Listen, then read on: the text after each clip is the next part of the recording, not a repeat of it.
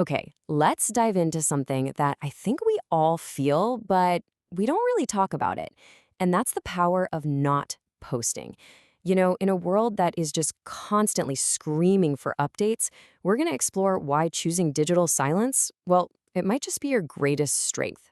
Have you ever felt that? The feeling. It's been a couple of days, maybe a week since you've been online. And then this little voice in your head starts whispering, hey, you should probably post something. You gotta let people know what you're up to. It's this weird, really modern kind of guilt, right? This pressure to constantly perform your own life for an audience. And that pressure is absolutely real. Our social feeds have basically become these giant stages where we're all expected to be the main act all the time, sharing our wins, our perfect moments, our witty little thoughts.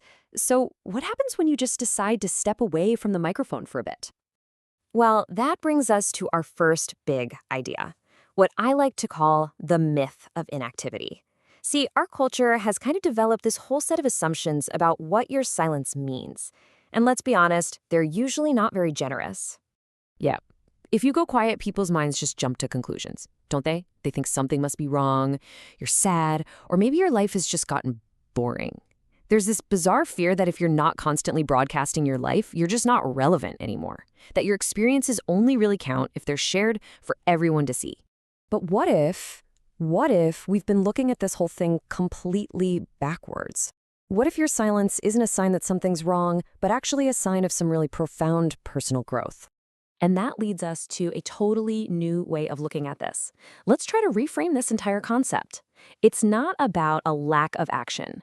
It's about a deliberate and really powerful choice. So the old myth, right? It tells us that being inactive online means you're absent, that it's a weakness. But the truth is the exact opposite.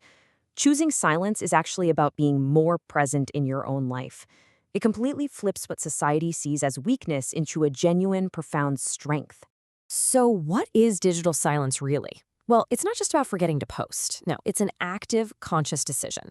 It's choosing to fully live in a moment, a great meal, a beautiful sunset, a real conversation with a friend, to live it for yourself without that immediate impulse to pull out your phone and turn it into content. So why is making that choice a sign of maturity? Well, because the decision to be quiet is actually rooted in a core psychological skill that goes way, way deeper than just your social media habits. And this right here, this is the whole point. The decision not to post doesn't come from a place of lacking something to share. It comes from having something way more valuable: internal validation, emotional security. And that security comes from this idea called emotional regulation.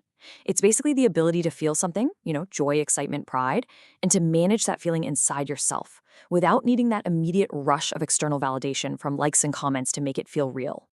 And this lays it out perfectly. Look, something wonderful happens. Step one. But instead of immediately reaching for your phone, you just sit with it. That's step two. You process it yourself. The joy is yours and it's validated by you. And that's where you make the choice. You choose to be present in your life instead of performing it for others. That right there is strength. Okay, so how do we take this idea and actually use it? It's really all about embracing this choice, not as some kind of failure to keep up, but as a successful act of owning your own life. I want you to just let that sink in for a second, because it's the core idea of this whole explainer.